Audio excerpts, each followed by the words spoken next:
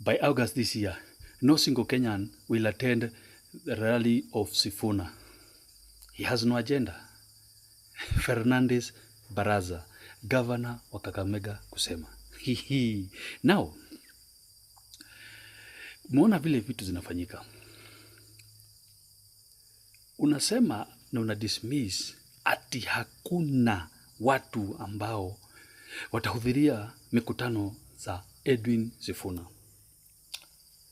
Linda Mwananchi, hapo umepotea. Hapo naweza taka kukosoa governor, nikwambie kulingana na vile mambo yako ni wave.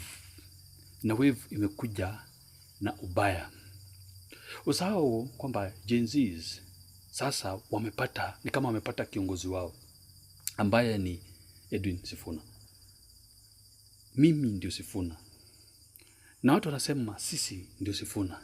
Umesema hana agenda? Angalia message vile Wakenya wanasema kama hana agenda sisi tutarukaruka na yeye kule anaenda. Sisi ndio Sifuna. Umeona agenda yake? Agenda yake ni one term. Hizo zingine zitafuata. Wallahi billahi.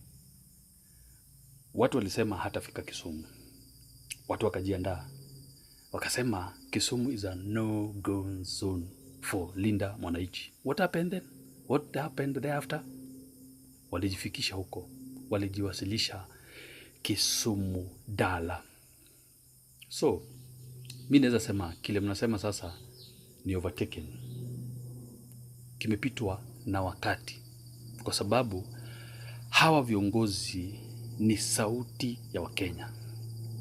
Kwa zile frustrations Wakenya wako nazo zinapitia kwa vile wanaenda. Wakiambiwa taya sisi tunakuja mkutano wetu uko Nakuru, uko Tononoka, uko Kajiado, uko Kitengela, uko Kisumu, hivyo hivyo wanafuata.